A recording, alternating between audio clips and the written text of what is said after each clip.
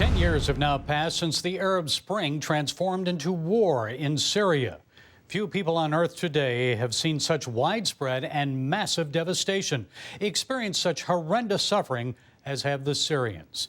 As many as 500,000 have died, and that's about 2% of the country's population.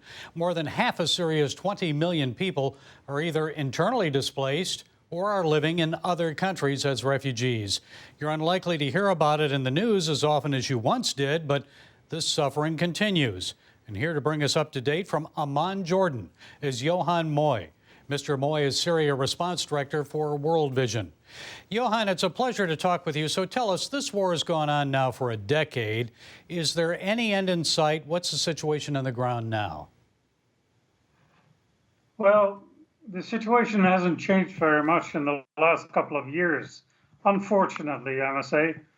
To some extent, the conflict has become more complicated as more nations are involved and more people are displaced. So after the many people who left the country a couple of years ago, the internal displacement still continues, and most people have fled to the north and the northwest of Syria, where World Vision is trying to help us as good as we can.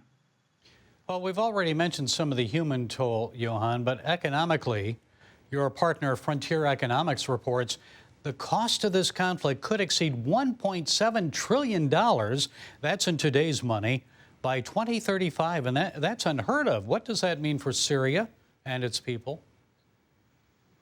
Well, it means that Syria, that was almost like a middle-income country, has really gone from bad to worse.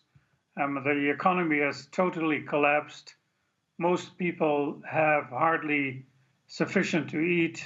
Children, 30% of the children do not get any schooling whatsoever.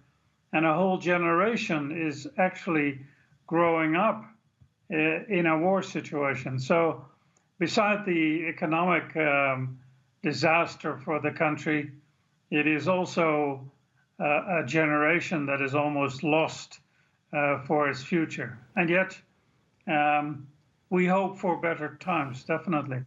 Well, back to that human toll and the children. I know World Vision reports the toll on children goes far beyond, as you mentioned, just their daily nutritional needs. Many of those kids lack education. They suffer from war trauma, PTSD. Their overall life expectancy has been reduced by 13 years. It seems that although 500,000 people have died, the war has killed the future of an entire generation. So the future of the country, actually. How do you ever get beyond that?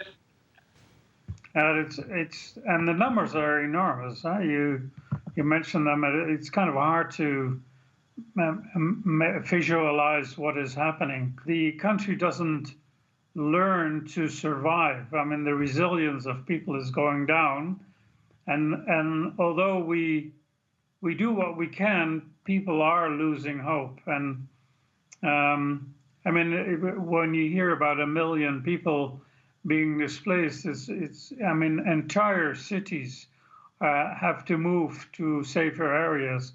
And for us, it's almost impossible to understand. And although humanitarians like World Vision, but also quite a few other organizations are doing their level best, but unless there is peace in the country, the suffering will continue.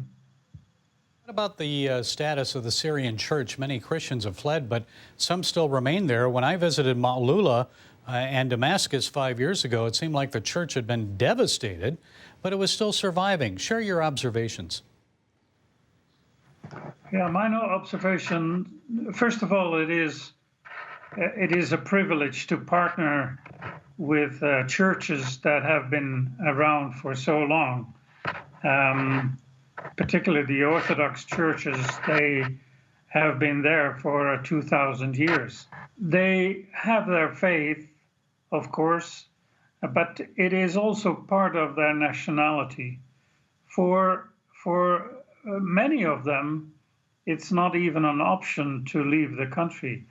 I don't know how they do it, but I was talking to one of the bishops the other day, and he is pleading for help, and he sees people trying to escape the war, and yet he feels that Christians have a role to play in the country. So he's pleading for his people to stay. But as a non-Syrian, it's hard to imagine what it is for people to have to stay in a situation like that. But the church does have an important role to play. Well, we will continue to pray for them and also help as we can. From Amman, Jordan, Johan Mooij, Syrian Response Director for World Vision, thank you for sharing your time and insights. Thank you.